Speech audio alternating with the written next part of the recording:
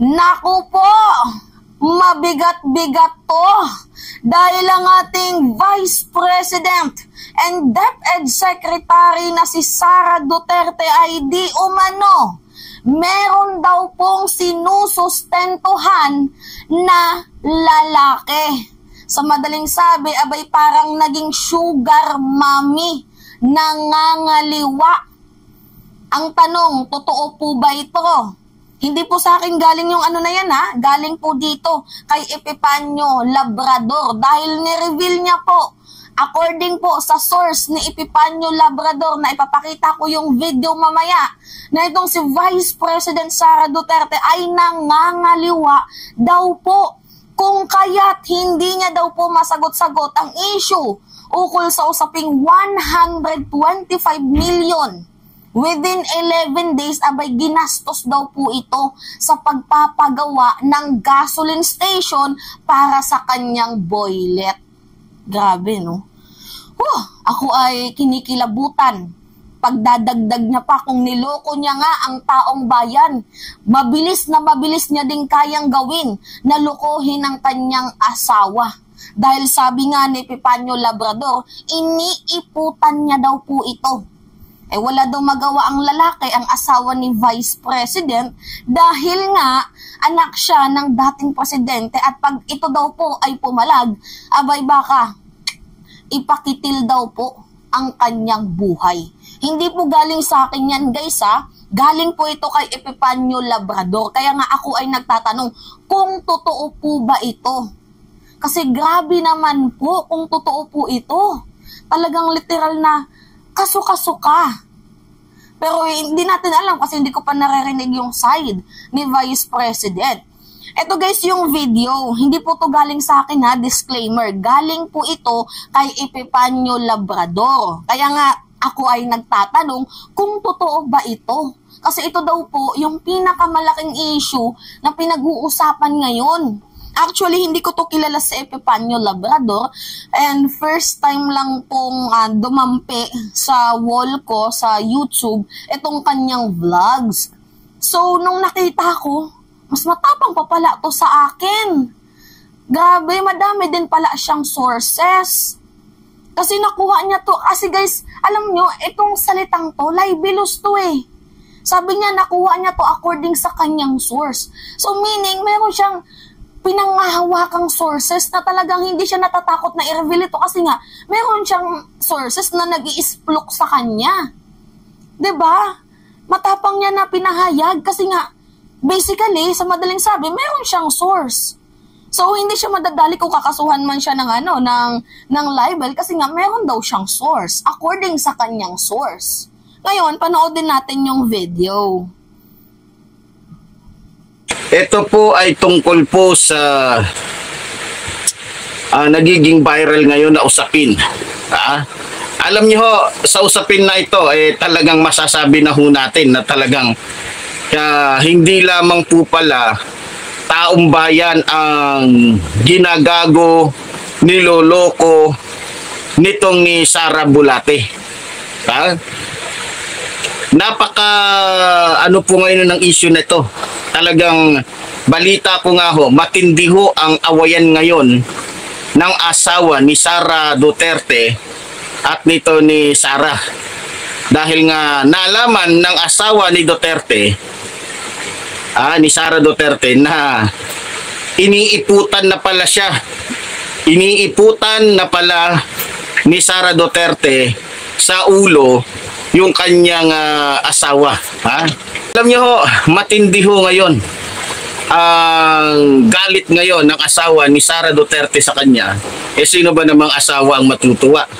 Malaman mo, yung asawa mo, meron na palang pinagkakagastusan. At ito ang masama. Ayon ho sa ating source, yung naging issue po kay Sara Duterte na 125 million na hindi niya masagot-sagot, ito na ang kasagutan. Dahil talagang iniimbestigahan ho siya ngayon doon po sa 125 million. At ito na, itong basketballistang ito, itong basketballistang ito na pinaggastusan niya ng mahigit 100 million para lamang mapatayuan ng gasoline station. Ito po yung lalaking pinag-aawayan ngayon ni Sara Duterte at ng kanyang asawa.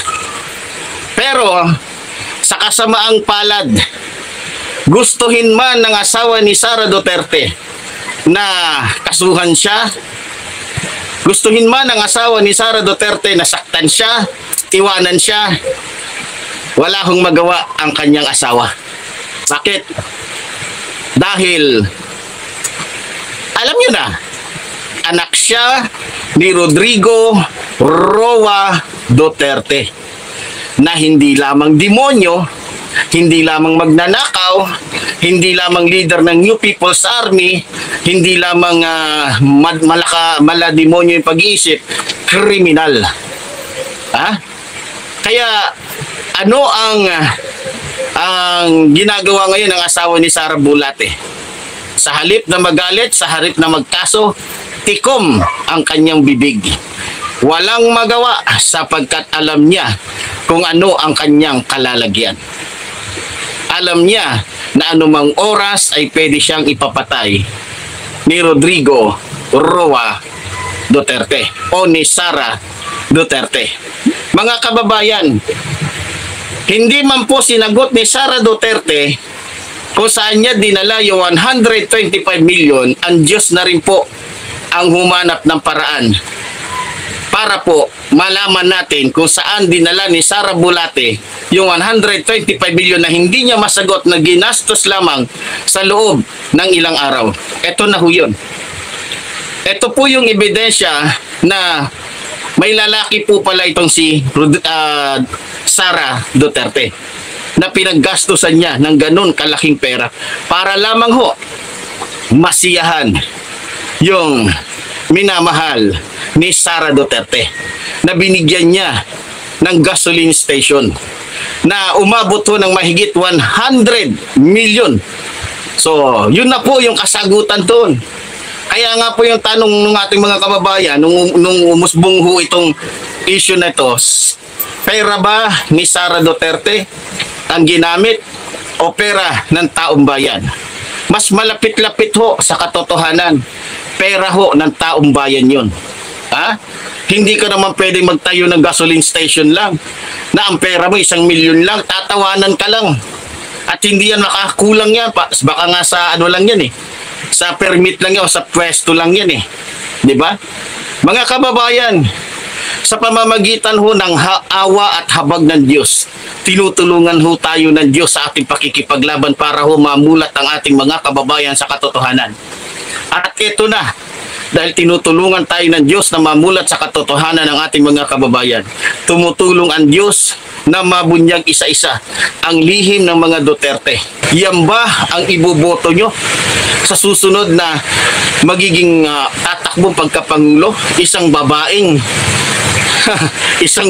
salawahan? Kung sa bagay hindi nakataka-taka, kung nagawa ni Sara Duterte o ng mga Duterte na maging salawahan, na maging traidor sa ating bansa, sisiw na sisiw kay Sara Duterte na traidorin ang kanyang asawa. Kung nagawa ni Sara Duterte o nila na traidorin ang ating bansa, asawa pa kaya niya? Aba, hindi po basta-basta yung pinili ni Sara Duterte na lalaki. Macho, matangkad, makisig. Siguro, kinukulangan dun sa asawa niya. O baka pareho silang busy sa pagnanakaw ng pera. Pareho silang busy. Ayan. Kaya siguro naghanap ng medyo masarap-sarap at matakam-takam itong si Sara Duterte. Dahil matakam siguro, masarap, at siguro sabi natin diretsuhan dahil malaking tao, malamang malaki. Siguro naghahanap ng malaki. Okay, grabe yung revelation. Nakakashock. Kaya nga kung totoo man po ito, abay, halos hindi kakain-kain, Imagine, kung ito man ay magiging presidente Kasi according na din yung pagbabasihan natin, yung mga sinasabi natin ngayon, according kay Epifanio Labrador. Kung totoo man po na nanlalalaki itong si Vice President and DepEd Secretary Sara Duterte, ay hindi po siya karapat-dapat na maupo bilang presidente ng bansang Pilipinas. Dahil baka yung kaba ng bayan, ipamigay niya lang sa kanyang mga lalaki. Which is talagang, guys, mag-isip kayo. Pera ng bayan, imbis na ipamigay sa taong bayan, itulong sa pagpapaunlad ng ekonomiya natin, roads, public hospitals, schools, 'di ba? Ay ginagastos para sa kanyang kaligayahan. Kung totoo man po ito. Hindi po sa akin galing yung statement na to Galing po kay Epifanio Labrador na aking binibigyan lang ng komento. Actually, narinig ko na to 2 months ago. Pero, hindi masyadong nag-sink in sa utak ko. At saka wala naman pong mga vloggers na nagsasalita. Ngayon, meron na pong nagtahas. Nilabas ang tapang. Hindi na nakayanan, sumabog ang dibdib at inisplok.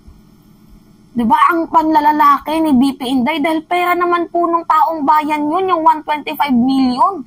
Tapos ginastos lang sa kanyang lalaki para bigyan di umano.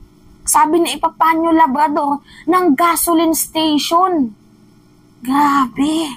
Kayo guys, ano yung masasabi nyo dito? Kaya think wisely. Malayo-layo pa ang ating harapin pero mag-isip-isip ngayon pa lang sa issue ng kriminalidad, sa issue ng confidential funds, 'di ba? Ang dami pang issue, pati sa panlalalaki. Di umano. Kaya isa lang yung masasabi ko, habang malayo-layo pa mag-isip na kayo. Kasi kawawa ulit ang mamamayang Pilipino. Kaya nga kung mapapansin nyo guys, nagpasalamat na itong Liberal Party kay President Bongbong Marcos. Dahil kay President Bongbong Marcos lamang po sila nakalasap, nakatamasa ng briefing room. Dahil nung panahon ng mga Duterte, talagang hindi sila makahinga. Ginapo sila sa kalayaan, sa freedom of expression, hindi sila makapagsalita. Pero ngayon, diba?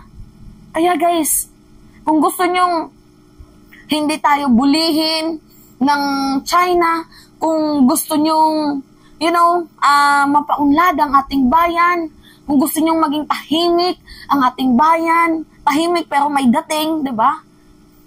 Huwag na kayong magpalayo sa mga Marcoses. Kung sino man ang kandidato ng mga Marcoses, yun po ang ating ipakaboto, 'di ba? Kahit na yung senatorial. Kasi kapag nanalo yung mga alagad, kampo ni Digong, kawawa tayo guys. Tingnan nyo si Tolentino. Tingnan nyo si Padilla. Yung mga pagmumukhang yan, mga, diba, sabi ko sa inyo, wala na nga matinong na iambag, lalo pa itong si Padilla. Ang lakas pa bumoses ng kung ano-ano. So anyway, tapang ni Epifanio Labrador, tama ba akong Epifanio Labrador? Tapang. So anyway, yun lamang guys at it's me again, si Mima Alicia nyo at nagbabalik ulit para sa ating panibagong video.